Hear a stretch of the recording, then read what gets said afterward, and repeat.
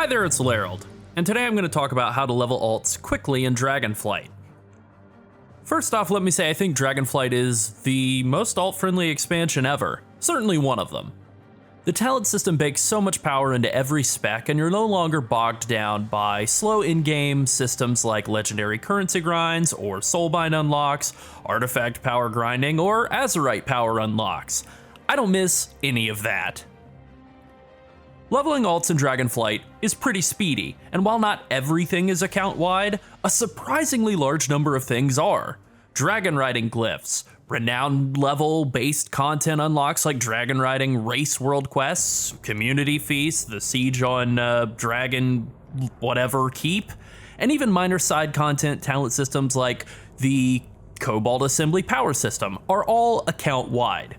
It's really cool how much effort Blizzard has put into making it so that you can focus on the fun parts of playing alts instead of the boring, tedious parts. Now let's talk about leveling. Despite the latency and server instabilities of the first couple of days after release, my partner/channel manager and I leveled 3 characters before the first weekend of the expansion. We leveled one set of alts in a single sitting, the other one we definitely could have, but we didn't start on them until I think after 5 a.m., so by 9 in the morning we were both level 68 and ready to go to sleep. In terms of how long it should take to level from 60 to 70, I think getting an alt up can take about 5 to 6 hours if you don't have a super strict leveling route, just a general set of guidelines, and you don't do any crafting at all. Now I'll get to the crafting later on, but let's say you can turn a couple of hours of questing into about 15 minutes of looking at cast bars if you're interested in using crafting. Let's begin with how you'll level your first character. Do the main story campaign until you reach the end and unlock adventure mode. That's it, actually. Now let's move on to adventure mode. If you played during Shadowlands, I'm sorry. You may remember the Shadowlands Threads of Fate system where you had to opt into it by typing the word fate into a dialogue box when you entered Oribos for the first time. It also prevented you from doing the main story campaign. Adventure mode is very different from that. Adventure mode in Dragonflight still lets you do the main story campaign, but it's optional and you can choose which order you want to do the zones in. Leveling a new character starts off the same for the first 3 quests. You kill some dragons and loot them. Once you reach Wingrest Embassy, the first quest hub, and interact with Cadet Syndrak there, she'll tell you about the nearby scouting map, and from there you can choose the zone order you want to do. I'll briefly mention that you can level by doing dungeons and PvP. I don't really recommend it if your goal is speed. Maybe it's not though. You get considerably less XP per hour from dungeons and PvP, and I do mean way less. Dungeons take maybe 25 minutes each. I think that's fairly generous, and they give about 40% of an XP bar each, so that's about 2.5 dungeons to level, about an hour and 10 minutes to level, which is more than twice as long as solo questing will take. PvP rewards are considerably less than dungeons, so they're more likely going to be even slower unless you get fairly lucky and have some really fast battlegrounds wins. The positive of dungeons is that if you're playing a tank or a healer, you can probably get pretty fast queues, and they may be easier than just solo questing, but the downside is that your speed in dungeons will be reliant on other players, so they may still just be slower, and that definitely goes for PvP as well. I've never really been a huge fan of leveling with PvP anyways.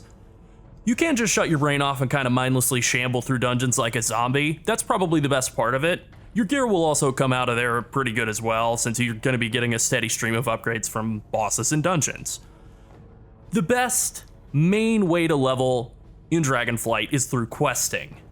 Unlike leveling your main, you don't have to do the campaign. You can just do whatever quests you like, and that's all fine, but the campaign is pretty good. Side quests are better, especially in the Waking Shores, but the campaign isn't bad. I recommend a combination of both the campaign and side quests, with a notable set of exceptions. The side quests in the Waking Shores that take place around the Ruby life pools and involve tending the gardens, picking weeds, gathering pine cones, and doing a catch and release mission with some annoying bees are all very cute, but they're also very slow. Very, very tedious quests. 0 out of 10 would not recommend them if you're trying to be speedy. 10 out of 10 if you're trying to have a nice peaceful time and literally stop and smell the flowers along the way though. The Anaran Plains are also extremely good in terms of questing. In both the Waking Shores and the Anaran Plains, we got 4 levels each, and we were averaging less than 30 minutes per level, so we're talking 60 to 68 in about 4 hours as kind of a conservative estimate. Now that's not all you can do to level quickly. You can hunt down rares and bonus objectives, and those grant huge chunks of extra XP, more than a full quest's worth. You generally need to do about 20 quests for each level, whereas with rares and bonus objectives, it's about 15 of either of those to level up. So taking a little detour to kill any rares that you pass by while you're leveling, or to complete bonus objectives that are nearby is absolutely worth your time. Next up is World Quests. World Quests are on a 3.5 day respawn in Dragonflight. People generally like this change because it means there's a little less hectic running around trying to make sure you do every single thing that's possible every single day while you're at max level.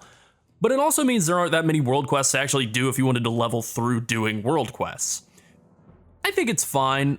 There are so many more side quests in Dragonflight than any expansion ever before.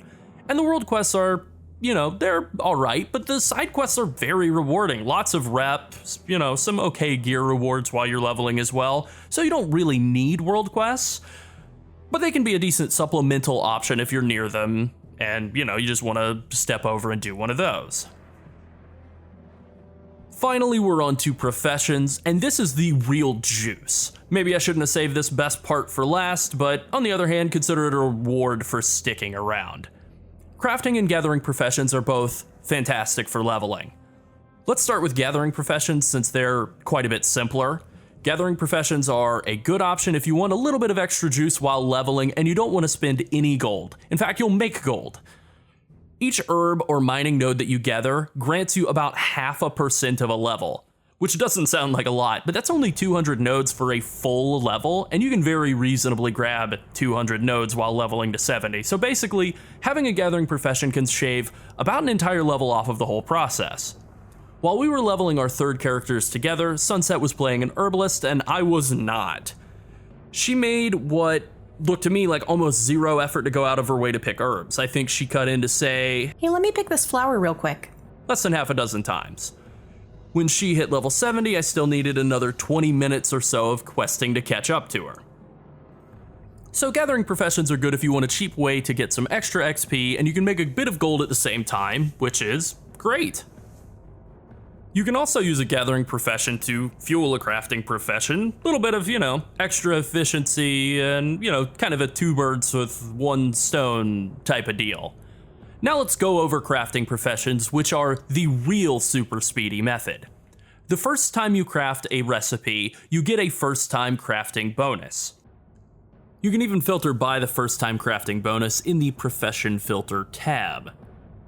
The first time bonus gives you some artisan's metal, a useful crafting reagent, some crafting specialization knowledge, and about 6% of a level's worth of XP. This is capped at 30 crafts, which is a little under 2 full levels worth of XP. Previously the cap was 60, but Blizzard changed it earlier today because, quote, "We made this change to better support gaining XP from crafting during leveling, while minimizing the incentive to take on several throwaway professions just to level yourself faster." I think some people will complain, but honestly it's fine. You can still use professions to finish off the last 2 levels, and that's fantastic. You can't skip straight from 66 to 70 with professions, but that's okay. You can still use throwaway professions if you really don't care about your character's professions, and you just want to save some gold, or you can stick with the professions you already have if they matter to you. I mean, they mattered to me. I haven't gotten even close to that cap personally because the cost of crafting materials was extremely high during the first couple of days when we were leveling, but it is dropping precipitously now, and I would imagine that over the next couple of weeks, prices are probably going to keep on dropping. Now there are 2 ways to do it really. You can just level up your character's professions as far as you reasonably can for a quick boost of extra XP. This is the bit that I did, and it was all that I really needed just to kind of get from halfway through 69 all the way up to 70. If you really want to min-max it, you can unlearn your professions, pick up new ones like that you won't use, say tailoring on a warrior, craft all you can for cheap, drop tailoring, pick up a new profession that's useless, like leather working on a warrior, craft all you can for cheap, drop it, and rinse repeat until you've gone through all the professions you don't want to use, or hit the cap, or hit level 70. I didn't do this because I have valuable old crafts and I'm an engineer with Northrend Engineering, and I didn't want to have to level back up to unlock Jeeves in the mailbox again, but you could do this if you don't care about your professions and you just want to level as fast as you can.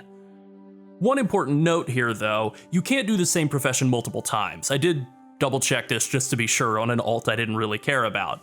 You can pick up tailoring and craft everything once, but if you drop it and pick it up again and try to craft everything again, you won't get any new first craft bonus. That only applies to the first craft ever on that character.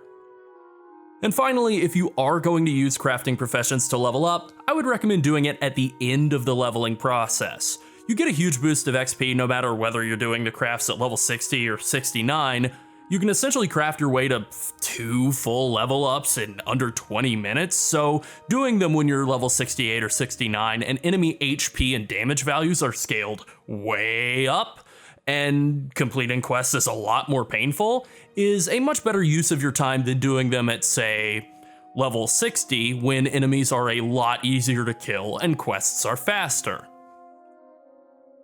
Alright, that's it. Have fun leveling an army of alts in Dragonflight. Thanks for watching.